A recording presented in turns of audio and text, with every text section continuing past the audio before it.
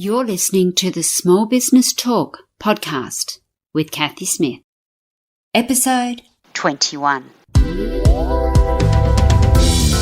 Small Business Talk is a podcast for business owners and entrepreneurs who want a better way to run their businesses without spending years doing it the hard way. Small Business Talk is hosted by Cathy Smith, who has run the same marketing agency for more than 17 years and helped hundreds of business owners achieve their marketing goals. Welcome to Small Business Talk. Today, my guest is Tasha White. Tasha has been in business for over 12 years and worked her way up to being a manager. Welcome, Tasha. Thank you, Cathy, for having me. So today's topic is the importance of continuing to build relationships with your current customers to strengthen your business. So that sounds like it's going to be a juicy one. Really looking forward to it. Yes, definitely. I think in business, it's something that we are so drive to be finding new customers that we mustn't forget about the customers that we have and how important they are and how we can keep them loyal in our businesses as well. Absolutely. So would you like to tell the SBT audience a little bit about yourself and what business you're in? Certainly. Just over 12 years ago now, I began in a direct selling business. With that direct selling business, I was doing it on the side on the weekends. I had a full-time job that I did love, but it was my way on the weekend to do something for myself and earn a little bit of pocket money as I just got my first mortgage. After a couple of months of doing it, I fell in love with what I was doing and I was meeting lots of new people along the way. And it was then I decided that if I really committed myself to spending my weekends to work my business, I could have the best of all worlds. I could still be working full-time Monday to Friday, but be building my business on the side. So that's exactly what I did. I work for I'm an independent business owner now for an amazing direct selling company called Nutrimetics, which has been around in Australia for over 50 years. So, wow. Yeah, so they're a very reputable household brand with beautiful products. And I loved the fact that I could go into people's homes and share products with women and men and make them feel better about themselves. After about 6 months of doing that, I actually qualified to enter the manager's program. And it was then that I was wishing away Monday to Friday for the weekend to come so that I could get stuck into my business. I was really fortunate, Cathy, that 12 months after joining Nutrimetics, I did become an executive sales manager, which gave me the freedom to actually leave my full-time job and concentrate full-time on my business. So fast forward 12 years, here I am. I'm still an executive sales manager with Nutrimetics and still loving running my own business and meeting so many beautiful new people, but also looking after those that I've met along the way. Excellent. So I guess that's the advantage of direct selling businesses is you can start slowly where you've got that backup and then work into a business. And then once you've got a good income coming in, then you're able to transition out of that part-time or full-time work that you used to be doing into a full business or to keep it as just a part-time business if that's where you want to go with it. Absolutely, Cathy. That's the real benefit because with direct selling or with Nutrimetics' direct selling business model, you have a choice. You can choose if you want to work the hours and just do minimal hours to earn a little bit of extra pocket money, or you can put in extra hours and choose to build a business. So having that flexibility and that choice myself is what actually attracted me to the business model. And that's what I love sharing with other people as it's attractive to them as well.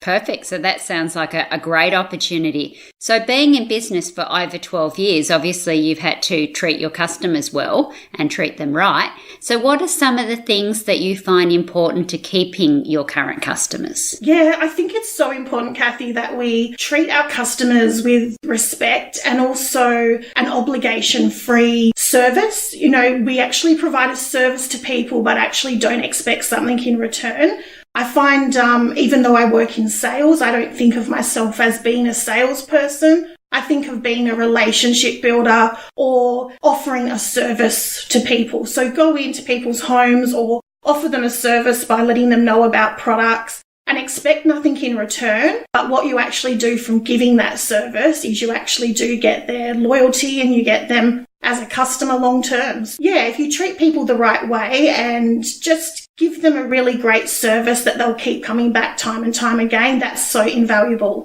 Yes, I think that's very important, and it really is becoming a much more of a buzzword recently. We all don't like the pushy car salesmen, and no doubt car salesmen are not nearly as pushy as they used to be.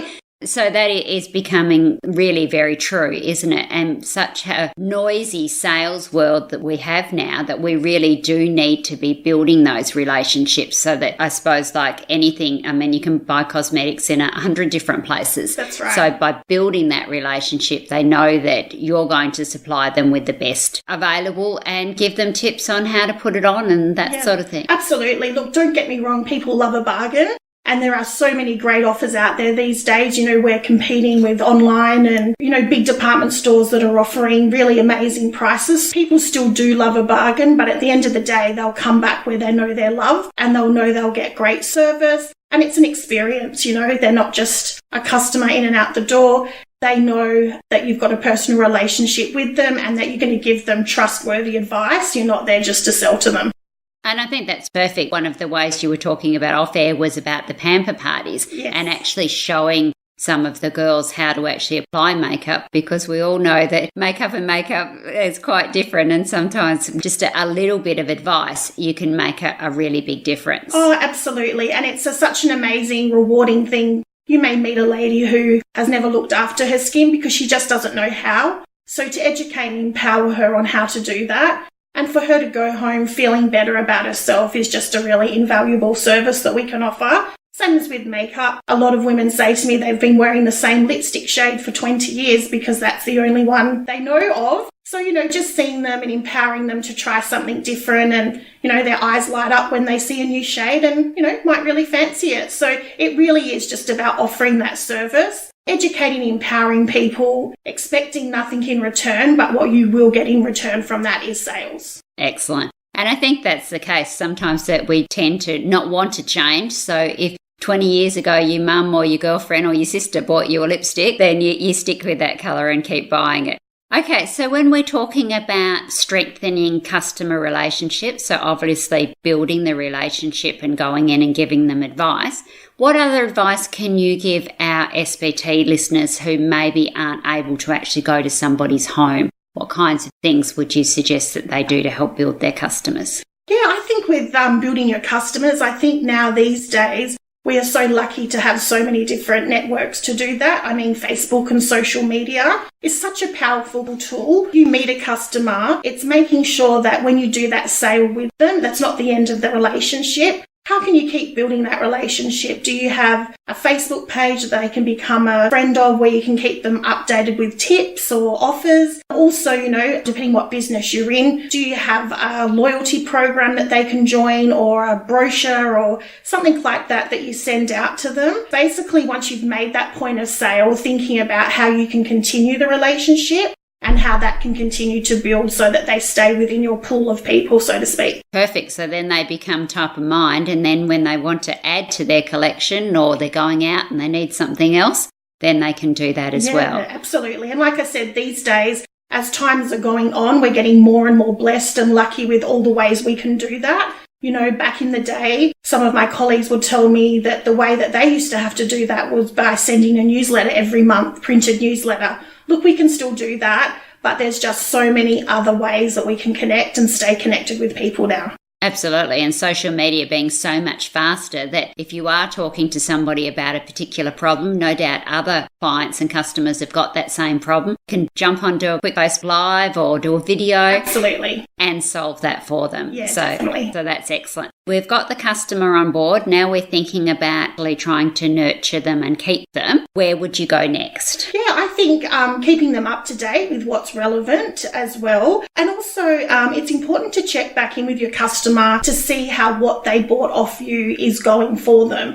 If you met a customer, for example, for me, and she was to buy a skincare set off me, the last thing I want her to do is go home and pop that in the cupboard or the top drawer with all the other beauty products, because she has forgotten how to use it, or maybe she did use it and she wasn't sure if she was using the right amount, or if it was making her skin feel how it was meant to. So having a courtesy follow-up service, and it's all in the wording. You know, if we ring Mary after she's bought something off us and say, Mary, I'm ringing to see how your products are going. Do you want to buy more? That's not the point of it. The point is just touching base, which I do really really regularly, or try to do with my customers, to say, just a courtesy follow-up to see how your products are going. If you've got any questions, please let me know. So it's really just building that relationship, but offering the service to make sure that they're getting the most use. Because if they're using their products and they're enjoying them, guess where they're going to come when they run out? So it's offering that service. In return, you will get sales from that. Absolutely. And I think that then helps to alleviate buyer's remorse too, because particularly if you've bought a bigger item, you get home and you think, oh, now I've got to tell the husband, the girlfriend, the wife, oh my golly gosh, what am I doing here? Yes. But if you're really happy with that product, it's doing what you expected it to do, then that makes it a lot better. Yes. Yeah. And I also think, Cathy, word of mouth as well. If you have someone who buys a new cosmetic or buys a new skincare product and they feel better about themselves after using it, first thing they're going to do is tell their friends. Or their friends say, wow, your skin's looking amazing, or I love that shade of lipstick. Do is say, oh, I got it from Nutrimedics. And I met this amazing consultant, or hopefully they'll say that. Give her a call, she'll help you out, because they trust and know how you're going to treat their friends. So people are very quick to recommend people when you treat them right. Absolutely. And especially because the direct selling has such a stigma that if you're known to be that pushy, nasty salesperson, they're definitely never going to recommend you no matter how much they liked your products. Yes. But if you're building that relationship, building it on trust and value, as opposed to pushy and sales, then they'll be quite comfortable to recommend you. Definitely, that's right. They'll see you as more than just the brand. You know, they may have an association or a disassociation with the brand for whatever reason, but they'll see you as an independent business owner of the brand, and they will keep coming back. So that's great. We're starting to build our relationship. We're nurturing. We're making sure that we're doing the follow-up to avoid that buyer's remorse. Now we've got a customer who said, yep, love the product, don't want any more calls. How often then would you follow up? What would you suggest to do then? Well, the wonderful thing with the Nutrimedics business model is we can introduce people to have their own account where they can be an independent, what we call family and friends consultant. So rather than me having to service them directly, they can service themselves through their own Nutrimedics account. So the fantastic thing with that means that they can jump online 24/7 and place orders. They can have the orders shipped to wherever they like within Australia or New Zealand.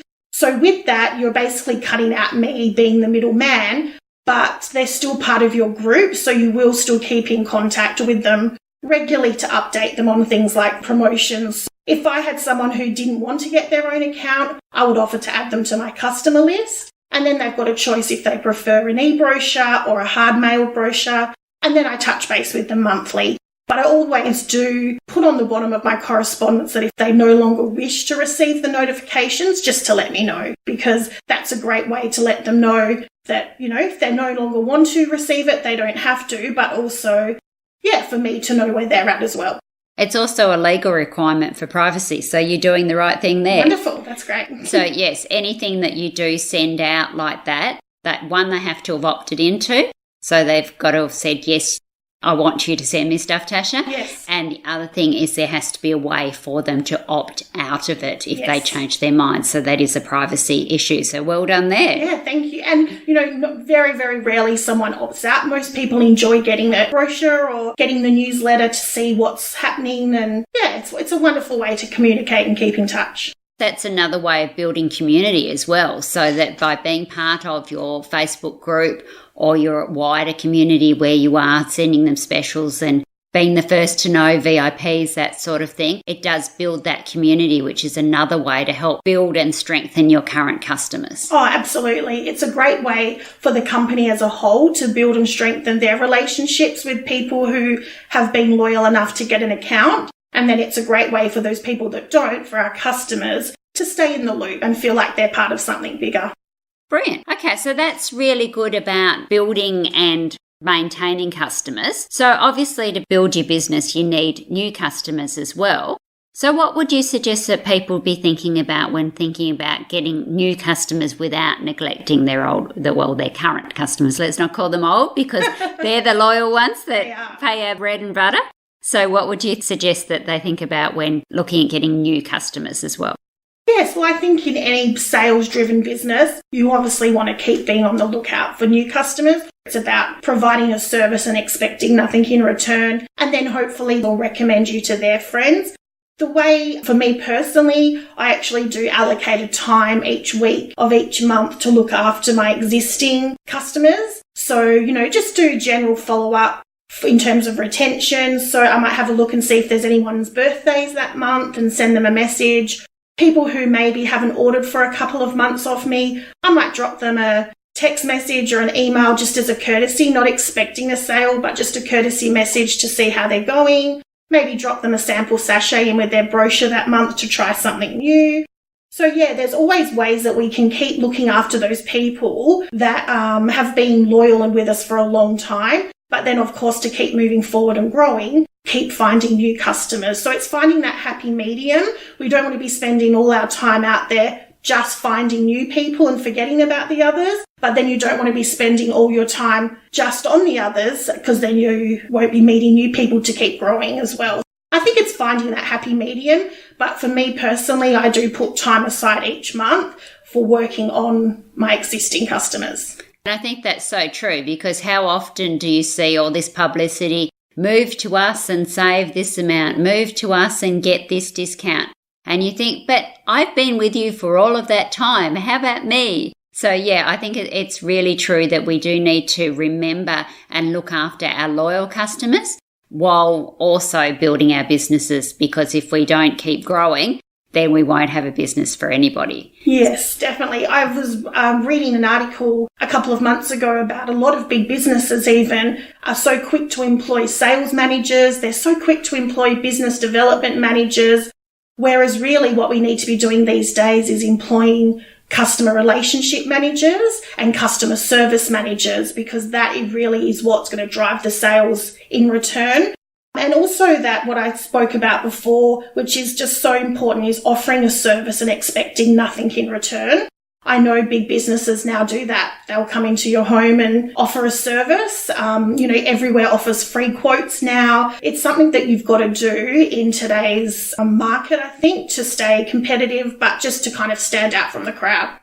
Absolutely. And sometimes it is the things that you think are industry norms, but of course your customers don't realise that. So you do need to advertise the fact that you do free quotes, or you do home consulting, or whatever it may be. So that's just so true, isn't it? Definitely. All right, excellent. Well, this has been great. Is there anything else that you would like to say as a final word?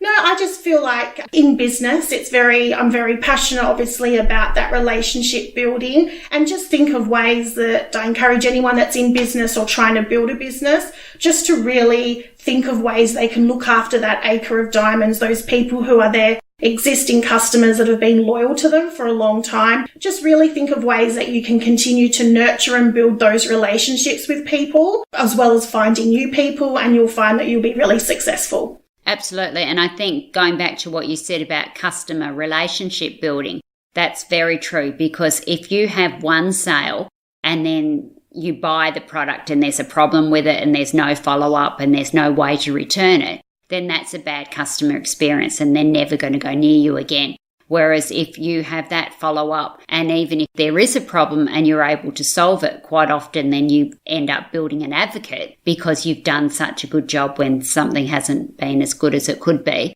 Or even better, if it has been fantastic and you've offered them something else that solves the next problem, then that makes it great too. Yeah, absolutely. I've got a quote on my office wall, Cathy. People don't care how much you know until they know how much you care. And that is just so true in any sales business. That really is the secret to success, if there was one in sales, is to build those relationships and look after those customers.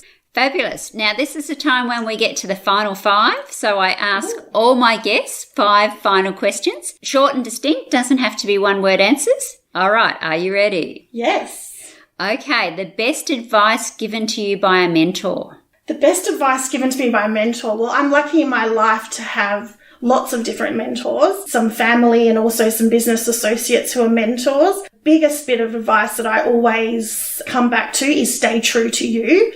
Stay true to your values, know your values, And in business, you may be pulled in all different directions, but at the end of the day, just stay true to you and who you are and your values, and you'll always end up on top. Perfect. What is the biggest help you've received since starting your business? Well, I'm very, very lucky that with Nutrimetics, they do guide you and nurture you and provide all the training you've provided. Yeah, ever since I have begun, I've had a support network from the company corporately, plus from my mentors.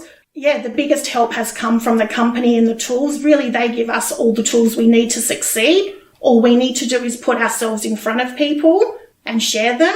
And the products are so beautiful that they sell themselves. And so you'll be successful. Excellent. What is the one thing that you have to do every day, your non-negotiable?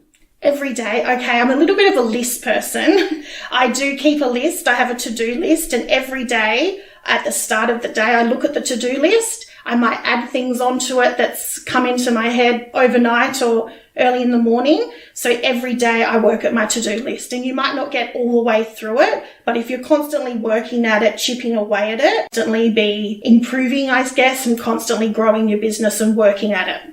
Excellent. So is that a paper to-do list? I'm still a paper girl. Yes, I know. I know that we've progressed in the way of everything's online, a lot of things these days, but I think it's a visual. I'm a visual person, so I like to see it in writing. Yeah, me too. And I think there's still that correlation between the pen and the brain. Actually, writing it down does make it stick better. Absolutely. Okay, what is your favourite business book and why? Oh, I've got so many different business books. When I was fairly new in the business and I was setting some really hairy, scary goals, 12 years ago when I started and had this aim of becoming a manager and being able to leave my full-time job, I read the book called The Secret, which I'm sure a lot of people have read, which was about visualizing and bringing to the forefront basically what you are wanting. And I remember after reading The Secret, I did make a vision board, and I looked back at that vision board 12 months later, and every single thing on the board had actually come to fruition. So I always say The Secret is a great place to start if you have a big, hairy, scary goal of why you want to start out in business or be successful. Excellent. So do you still do vision boards? We do, yeah. That's something we do on a yearly basis. I normally do mine every January. Quite often Nutrimetics puts on a company event in January, and they encourage all the consultants to go home and make a vision board. But not just make it, Cathy. You have to put it somewhere that you're going to see it every day. Taking it home and putting it in the bottom drawer is probably not going to be such a good idea. But if you put it somewhere that you're going to see it every day, a vision board, it is very powerful. Absolutely. And it is. It's taking action and keeping it top of mind once again. Okay. So our very last question is, what do you wish you had known when you started out? Probably I wish I had have known when I started out, probably the power of social media and the power of things like podcasts and all the technology that we do have these days. I know that it is growing rapidly year to year. So what was relevant probably 12 years ago wouldn't have been as relevant today. But I just think it's such an amazing tool and a way of connecting with people and retaining people, not just obviously social media, but technology, what we can do with technology. Absolutely. It's incredible to think that people listening to this podcast, one, we've never met and could be on the other side of the world. Yeah. So it's just absolutely incredible. And to think that it takes so little time now from recording this podcast to when it actually goes live. Because years ago, you'd have to have a full-on recording station, radio station, and it would take literally months. That time gap has certainly shortened with technology. And I don't think technology would ever take the place of that personal service, which we've spoken about so much today. But it's just another tool to keep in touch and to educate people, like you said, with videos and things like that. So, yeah, I really think we need to embrace it, while not forgetting the positive effects of the personal service as well. So it's finding that happy medium between the both. And I think sometimes you can use technology to help to actually portray that personal service. So like you said before, sending them an e-newsletter or an email, just touching base, as well as text messaging now, and even messaging through Facebook and Twitter and Instagram, those sort of things. So it's amazing where it's gone, and it's amazing where it will go in the next 12 months. Yeah, I find, Cathy, technology's been a fantastic tool for me to use to follow people up. I think offering them the sale or the service via technology, whether it be email or SMS, is not necessarily the best way. I still believe in the personal contact for that. But in terms of follow-up, probably it would have used to be a phone call and trying to get them in touch on the phone and to see how they're going and how their products are going. Whereas now it can be that Facebook message or that email or that text message just to maintain the relationship and follow them up to see if they've got any questions. Yeah, I think it's easier to keep in touch once you've got that relationship. Absolutely. And now phone is becoming the new best thing because nobody actually makes any phone calls anymore. So what is old is new. And what is new is old. So It's amazing. So thank you very much, Tasha. Really appreciate your time. So if anybody is interested in either the business side or the cosmetic side of Nutrimedics, how can they get in contact with you? We have a head office, which they can give a call to. I will give you... We'll put in the show notes. We'll put in the show notes. Or anyone who is in the southwest area who would love to know more, or Perth area. I service Perth and the whole of southwest. Of Western Australia. Of Western Australia, yes. Yeah, feel free to look me up, Tasha White Nutrimedics on Facebook, or get in touch and I'd love to meet up with you. Perfect. So we'll pop that in the show notes as well. So thank you very much, Tasha. Appreciate your time. Thanks, Cathy. And thank you for being on the Small Business Talk podcast. Thank you. Don't forget to subscribe to Small Business Talk podcast and head on over to smallbusinesstalk.com.au/downloads for all the show notes and links to this episode. Remember, to be great, you must start. Pick one tip from today's episode, take action and implement it. Let's meet again next week at the same time and place. Until then, take action. And SBT community, enjoy your journey.